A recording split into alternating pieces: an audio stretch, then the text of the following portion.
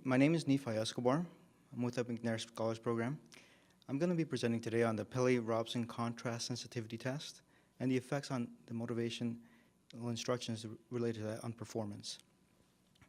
It's important to know that with the Pelley-Robson contrast sensitivity tests, it can be a mouthful, so I usually refer to it as the PRSC sensitivity test. I was under the direction of Dr. Chaparro in the psychology department, and he was able to help me immensely to be able to get more information on this test.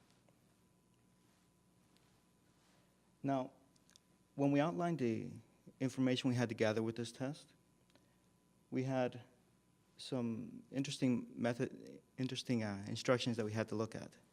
The protocol for this test is very specific, but what we wanted to look at is not the test itself, but specifically if motivational instructions or additional instructions could actually increase people's threshold or do better as far as their results and scores.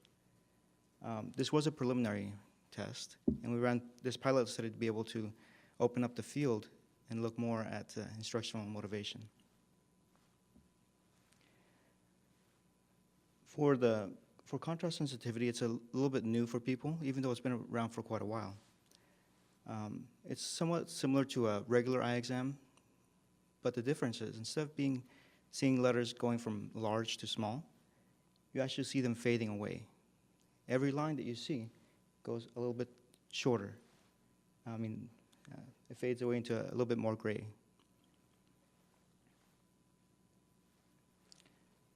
Now, when we look at contrast sensitivity, if you were driving down a road, you definitely want to be able to see that tree. At least I would. Now, with contrast sensitivity, we have to look at how well can people see in low light. We want to be able to see what the borders on things.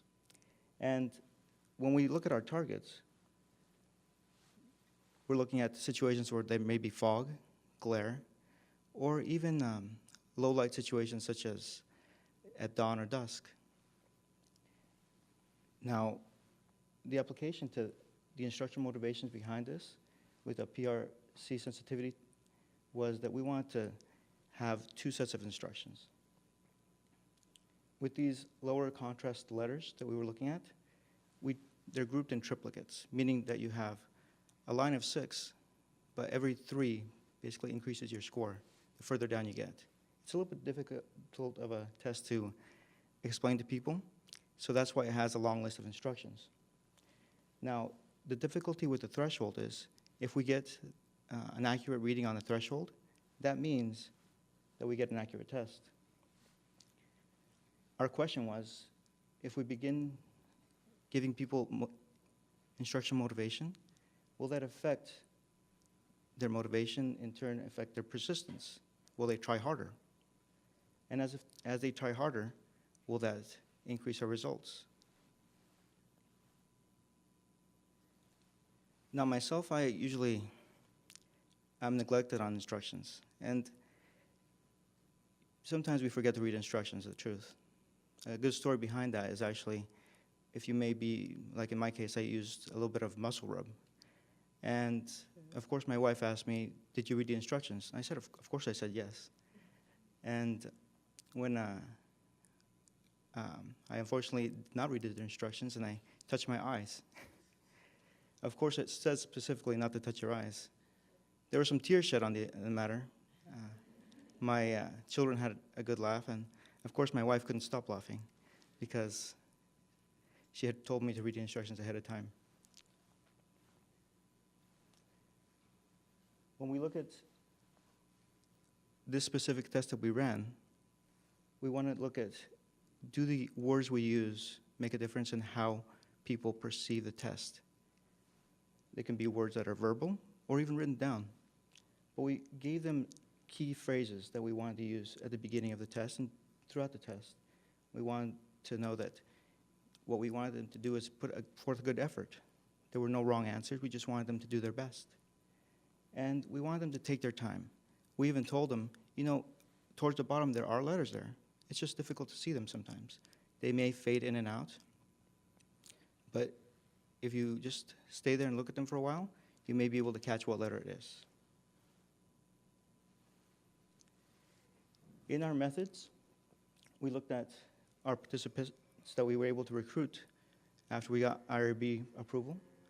And using our SONA system, we got some valid recruits that in our preliminary study, we divided them into, we had 3 males and 2 females. And since we did that comparison within them, we were able to pass them through 2 times, once with additional instructions and one without. We randomized them and varied them to start and with and without additional instructions. And in this preliminary study, our participants fell within the age of the early 20s to mid-30s. Of course, the majority were younger students. The materials we used in this test, in the contrast sensitivity test, was we had to use the same room. We had to make sure it was within the luminance, meaning the lighting was the same every time, and it had to have certain parameters. Of course, we wanted them to be able to see the chart at eye level, and we had to have a specific distance, because it depends on the distance on how we're able to measure this. When we administered the test, we made sure to accurately score the results to be able to have that continuity.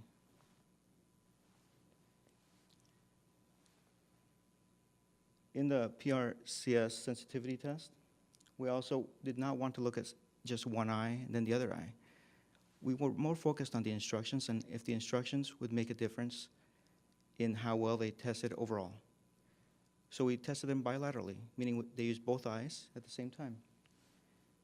And when we recorded the results of our participants, we made sure to debrief them to understand how well they had done. When we ran them through both times, we gave them an option of having a break in the middle. And the majority did have to take that short break. The parameters of this test are a little bit different, meaning anything above a 2 would be normal vision. Anything below, up to a 1.5 in the testing results, may indicate some visual impairment. Anything below that, closer to a 1, may indicate also visual disability. As we compiled our data and information and compared it using an ANOVA single test, we were able to look at our results, and we found that the majority of our people actually did slightly improve in their scores with additional testing. And even though we had one person that didn't do as well in the test, that person also scored slightly higher with additional motivational instructions. Now, we had several limitations on our sample.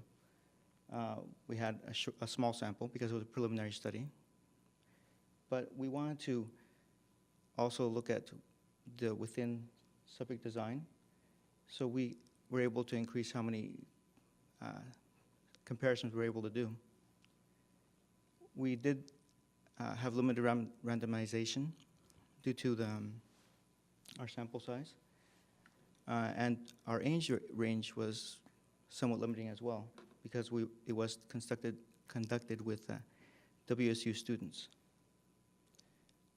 And we attempted to counterbalance our results by starting people with additional instructions and then without, and then the next person, we did the opposite, attempting to balance out our results.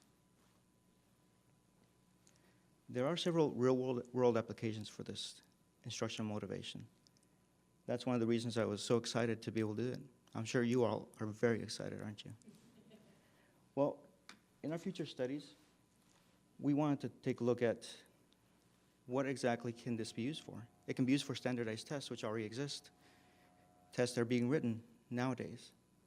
And the real-world application for instructional motivation can be applied across the field, whether it's medical testing, standardized tests such as in schools for children up to college. And our instructional motivation can increase even for sensation perception such as hearing, sight, and make sure we get a true threshold value, meaning how the results that we get are more accurate.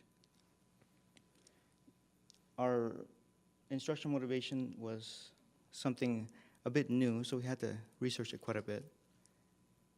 But what I liked the best about it was that we're able to look into all of our results and find something that is a new field.